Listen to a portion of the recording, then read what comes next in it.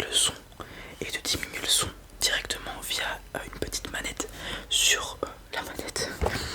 Et ce qui est cool avec cette manette, c'est que c'est directement une prise jack pour le casque, donc pas besoin d'acheter l'adaptateur. Vous voyez ce que je veux dire? Ouais, donc c'est pour ça qu'elle est plutôt cool. Et vous avez aussi un bouton qui n'est pas sur la manette que je vous ai montré précédemment, c'est celui au centre juste ici.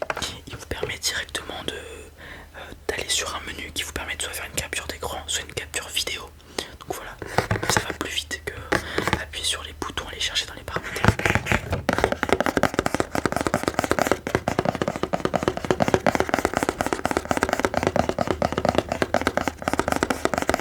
Vous avez aussi la possibilité, je vais vous montrer la manette après, il y a des boutons à l'arrière, ici et ici comme vous pouvez le voir, qui vous permettent de configurer des touches. Donc par exemple, si vous voulez pas sauter avec les boutons qui sont sur la manette, vous pouvez sauter avec les boutons qui sont ici présents. Voilà, il suffit de configurer dans le jeu. Tout à fait.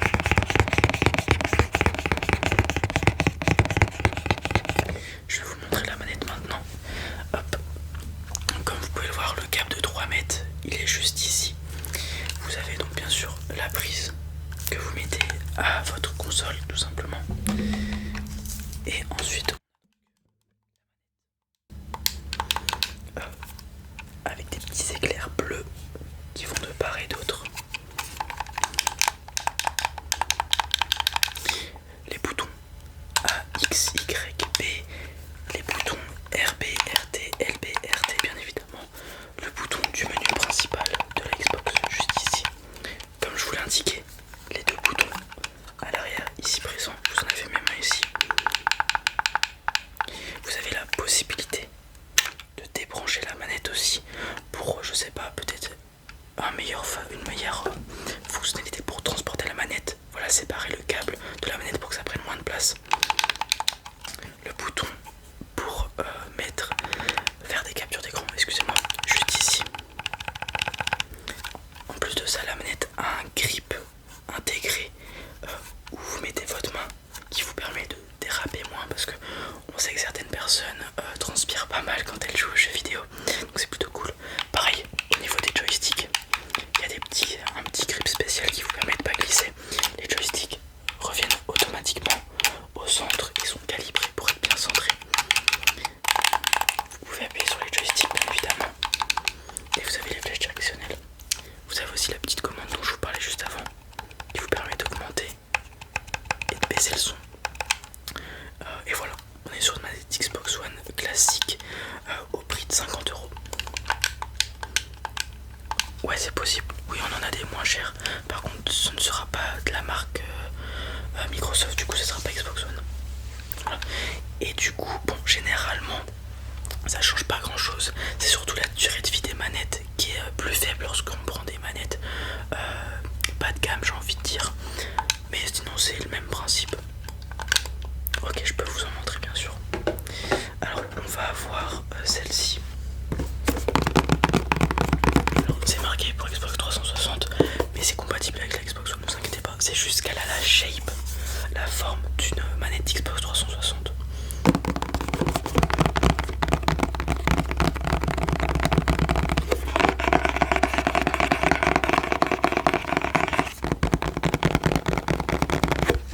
On est sur le même principe que la manette juste avant.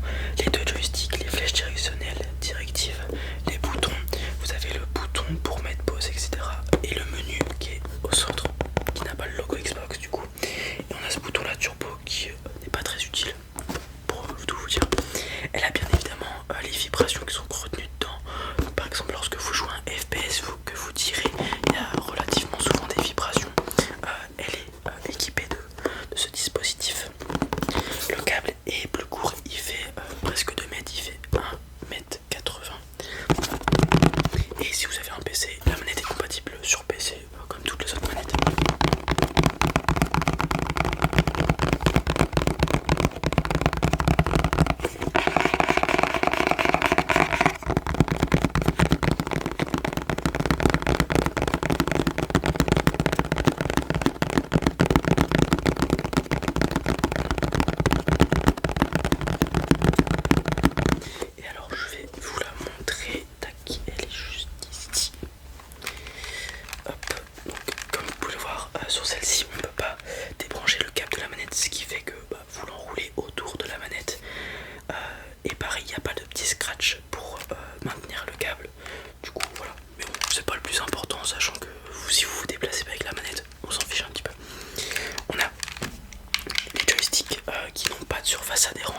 mais bon, si vous transpirez pas, ça devrait le faire.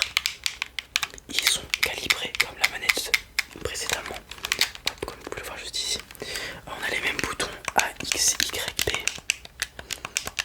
RB, RT, LB, RT. Alors ceux-ci sont, comme vous pouvez le voir, je vais vous faire la différence, moins gros que sur l'autre manette. Ça va être un sujet de confort et de pratique.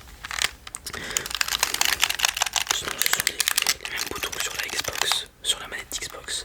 Il n'y a pas les boutons à l'arrière, ce qui fait que si vous devez sauter, vous accroupir, etc., il faudra utiliser les boutons présents juste ici. Donc le bouton pause, le bouton home pour revenir au menu. Voilà, après c'est une manette classique avec le port USB qui est juste là. USB, ouais, ça doit être ça. Vous avez par contre une petite surface juste sur le côté adhérente pour pas glisser entre guillemets. Et voilà. Celle-ci elle est beaucoup moins chère, elle est à 15 €. Ok, on prend celle-ci dans ce cas-là. D'accord. Est-ce qu'il vous faut autre chose? Un jeu en ligne, ouais. D'accord. Un monde ouvert, jeu en ligne. Ouais. D'accord. Ouais, on va avoir ça. Alors un jeu qui est très apprécié de la communauté Microsoft Xbox, ça va être Destiny. Donc là on est sur Destiny 2.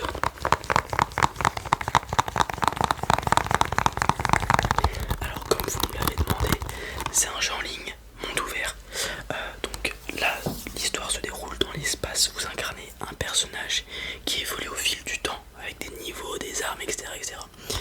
C'est un monde ouvert, pourquoi? Parce que lorsque vous lancez une mission, vous pouvez rencontrer d'autres joueurs qui sont en train de la faire aussi.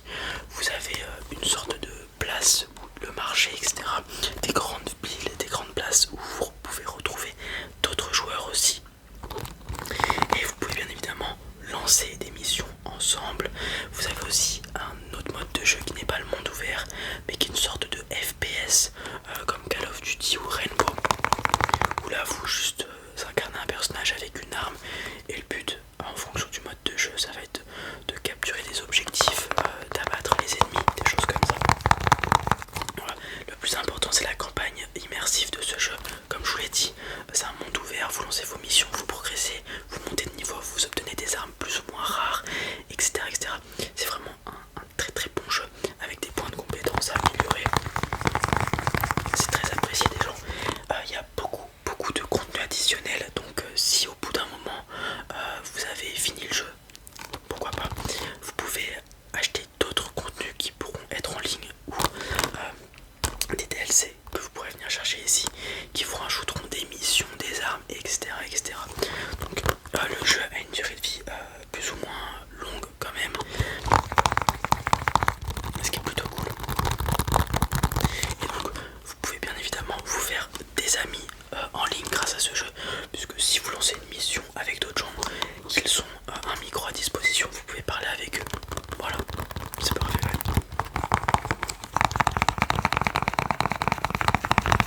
Et donc comme je vous le dis, il y a plein de personnages à incarner. Vous avez aussi des armes avec des raretés plus ou moins fortes, des fonctions de tirée plus ou moins différentes, des dégâts à zone ou à cible unique, etc., etc. Ça va être à vous de voir le personnage que vous voulez incarner. Donc c'est plutôt cool.